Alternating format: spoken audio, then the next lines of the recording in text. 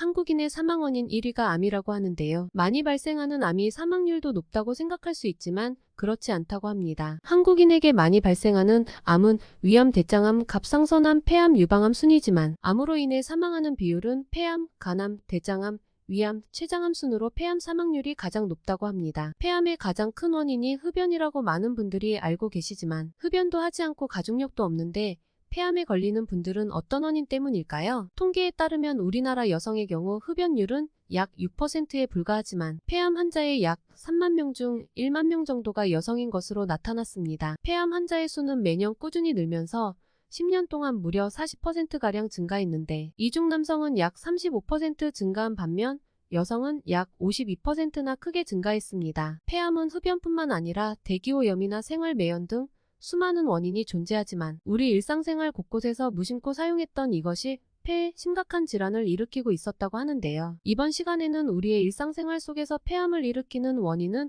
어떤 것이 있는지 알아보겠습니다. 생활 속 폐암을 유발하는 첫 번째는 나프탈렌입니다. 악취를 제거하거나 벌레를 퇴치하기 위해 조약이라고도 불리는 나프탈렌을 다들 한 번쯤은 써보셨을 텐데요. 나프탈렌은 냄새는 독하지만 저렴한 가격에 효과가 좋아 옷장이나 화장실 등 다양한 장소에서 쓰여왔습니다. 그러나 지금껏 무심코 사용했던 나프탈렌이 사실은 우리 몸에 암을 유발하는 발암물질이었다고 하는데요. 나프탈렌은 원유 생산 과정에서 추출되는 물질로서 살충제나 방부제, 탈취제 등으로 다양하게 쓰여왔습니다. 나프탈렌은 고체에서 액체로 변하는 과정 없이 바로 기체로 변하는 승화성 물질이기 때문에 그 크기가 줄어드는 만큼 공기 중에 떠다니게 되는데 이때 사람이 숨을 쉬면서 호흡기를 통해 몸속으로 들어가거나 옷장에 두었던 옷에 나프탈렌 성분이 붙어 있다가 꺼내 입을 때 피부를 통해서도 흡수됩니다. 몸속으로 흡수된 나프탈렌 성분은 독으로 작용해 민감한 분들의 경우 눈이 가렵거나 호흡곤란, 재채기 등의 알레르기 반응을 보이며 장기간 노출될 경우 용혈성 빈혈, 기면, 경련 등 다양한 증상이 나타나고 이보다 더 심할 경우 백내장이나 망막 손상,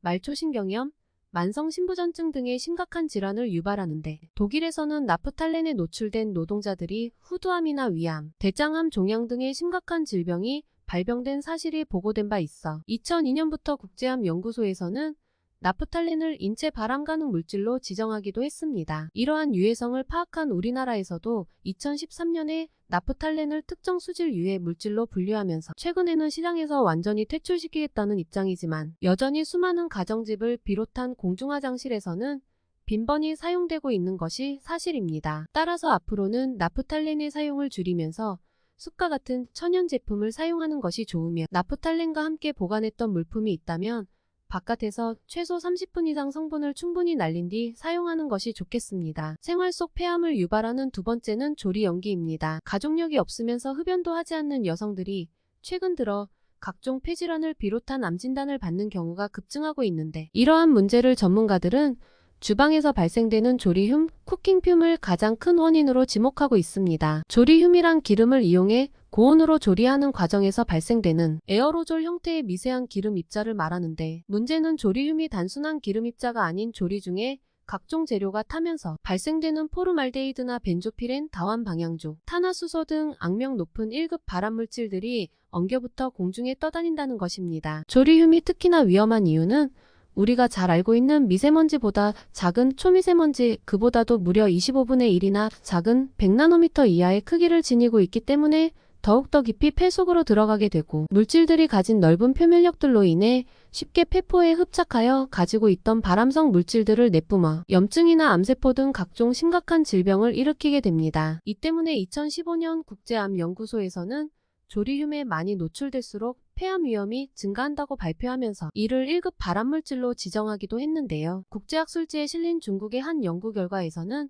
조리흉이 폐암 발병 위험을 최대 3배 높일 수 있다는 결과를 발표했으며 대만의 한 연구에서도 환기가 제대로 되지 않는 환경에서 발생하는 조리 연기는 폐암 발병 위험이 최대 22.7배나 높아진다는 결과가 나오기도 했습니다. 최근에 우리나라 학교 급식 노동자들이 열악한 학교 급식실의 작업 환경으로 인해 폐암 발생률이 일반인의 무려 35배에 달한다는 충격적인 사실이 밝혀짐과 동시에 그 원인 중 하나가 조리 과정에서 발생되는 죽음의 미세입자 조리흉이라는 사실도 함께 대두되기도 했습니다. 따라서 보다 건강한 조리 환경을 만들기 위해서는 반드시 주방 후드를 작동시켜야 하며 조리가 끝난 뒤에도 최소 5분에서 10분 이상 주방 후드를 틀어놓거나 창문 등을 열어서 실내에 남아있는 조리흠을 제거하는 것이 좋습니다. 또한 생선이나 고기 등을 구울 때는 뚜껑을 덮어두고 기름을 사용할 때는 발연점이 높은 식물성 오일을 사용하는 것이 조리흠을 줄이는데 도움이 되겠습니다. 또 조리 방법도 기름에 볶거나 튀기는 것보다는 삶거나 찌는 조리 방법이 조리흠을 줄이는 방법일 수 있습니다. 생활 속 폐암을 유발하는 세 번째는 락스입니다. 강력한 세정 효과로 주방이나 욕실을 청소할 때 자주 사용하는 것이 락스인데요. 우리에게 락스로 잘 알려져 있는 차 염소산나트륨이라는 물질은 악취 제거나 세균 박멸 등 욕실이나 주방에서 다방면으로 쓰이고 있는 만능 세제로 잘 알려져 있는데요. 그러나 이렇게 성능이 강력한 세제인 만큼 독성이나 냄새가 강해 그에 따르는 부작용 또한 상당합니다. 락스의 주 성분인 차 염소산나트륨은 식수를 포함한 유기물과 만나게 되면 트리알로메탄이라는 성분을 만들어내는데 이는 국제암연구소에서 발암 가능성이 있는 물질 예비군으로 분류하고 있는 물질입니다. 트리알로메탄은 일단 체내에 들어오면 쉽게 분해되지 않고 지방세포에 축적되며 DNA 변형 및 면역성 저하를 일으키는 물질로 알려져 있습니다. 이 때문에 차 염소산나트륨을 다루는 청소부나 수영장 등에서 오래 근무하는 사람들이 만성적으로 노출될 경우 방광이나 췌장 등의 암 발생률을 높이게 되며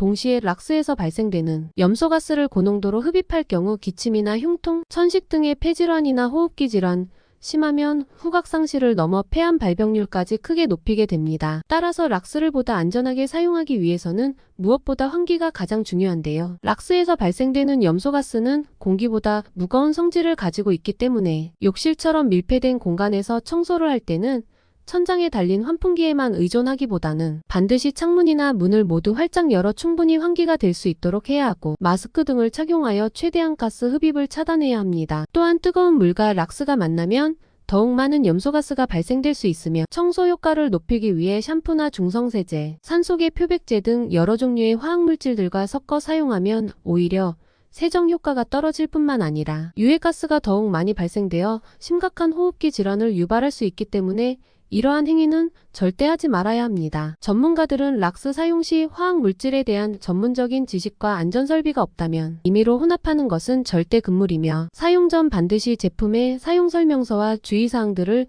꼼꼼하게 살펴봐야 한다고 조언하고 있습니다. 생활 속 폐암을 유발하는 네 번째는 탈취제, 방향제, 향초입니다. 화장실이나 엘리베이터처럼 밀폐되고 냄새나는 곳이나 집안의 분위기를 바꾸기 위해 향초나 방향제를 많이 사용하곤 하는데요. 이처럼 향기를 일으키는 제품 대부분에는 리모넨과 프탈레이트라는 화학 성분이 함유되어 있습니다. 리모넨이라는 방향제뿐만 아니라 표백제나 주방용 세제 등에서 레몬향을 내는 성분인데 리모넨 그 자체로는 해가 없다고 알려져 있지만 공기 중에 노출되면 포말데하이드라는 발암물질로 변하게 됩니다. 포말데하이드는 국제암연구소가 지정한 1급 발암물질로서 체내 염증이나 간독성 등을 일으키며 폐암이나 인후암 유방암 등 각종 암을 유발하기도 합니다. 또한 프탈레이트는 환경호르몬의 일종으로 공기 중에 향기가 오래 머물도록 돕는 역할을 하는데 입이나 호흡기 또는 피부를 통해 체내에 침투해서 내분비계 장애를 일으키며 동물 실험에 의하면 간이나 신장, 심장, 폐, 혈액 등의 암을 일으키는 것으로 보고되기도 했습니다. 아니나 다를까 최근에 환경부와 한국환경산업기술원이